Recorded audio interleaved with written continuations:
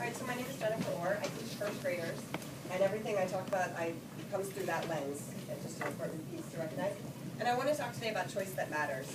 We work hard, I think, in our schools to offer our students choice, at least many of us do, but I don't think that we're achieving that choice that's really meaningful to them. And I'm going to talk about where I fail in that. And this is my classroom, and I think really hard about the choice that my kids have in the space. There's no assigned seats, there's tables of different sizes at different heights. They can work anywhere, but anywhere within that room. So their choice is still pretty limited. I try to offer them opportunities to explore. This is early on in the year. Take markers, see what markers will do for you. This kid stacked them up as tall as he could. I did not expect that. Awesome. It's not a choice he can make every day, however. There are limitations to what I allow. I offer them choice in play. They're 6 years old. They deserve time to play. I have a bunch of things for them to play with. They can do whatever they want with them, but only when I say and what I offer them. So even within their play, there's limitations on the choices that they have. I offer them as many choices in content as possible. We're studying animals at the moment. They made a list of every animal they could name. I put them on index cards. Sort them however you want. Put them in whatever groups you want. But you're grouping animals. And you got to come up with a reason that they go together. So they still have limits on the choice they're making. The books in our classroom library, I feel strongly about kids reading what they want to read. So I have as many books as possible for them. They can read whatever they want. I don't tell them what to read. But they tend to be at about the same level. They're the books that I like.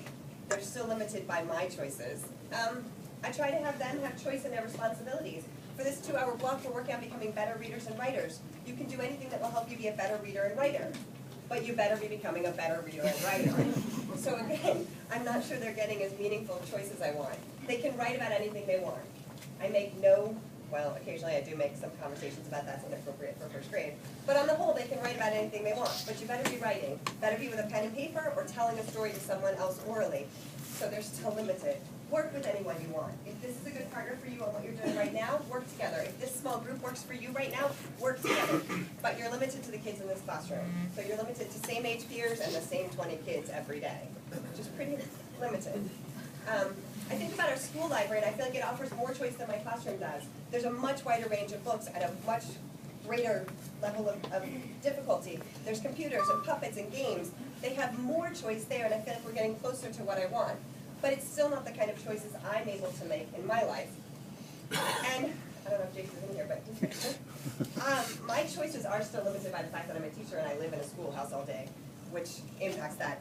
I think other professionals probably have more choice in their professional life than I have regularly. But here's a student's lunch versus my lunch. They're limited in the choices that they are offered, no matter how hard Michelle Obama is working on this. My limitations are only on how lazy I am about what I have to bring with me. I have a lot more choice about my lunch than they do. Friends, you're limited to those 20 kids in your classroom. That's who you're going to eat lunch with. That's who you're going to be at PE and recess with. That's who you're going to talk about books with. I don't have those same limitations on the people that I am spending my time with and growing professionally with. Time. Their time is completely controlled. No, this is not a time you can go to the bathroom. Honestly, that's true for me too in a classroom. But this is not a time, this is math. You can't get that book out right now. No, you can't be writing right now. Your time is very dictated. You want to play outside? I'm sorry, our recess time has ended.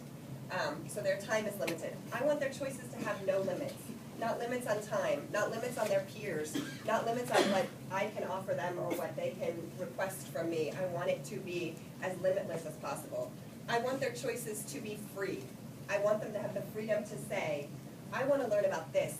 Great, go for it. Instead of me saying, no, I'm sorry, we don't study that in first grade.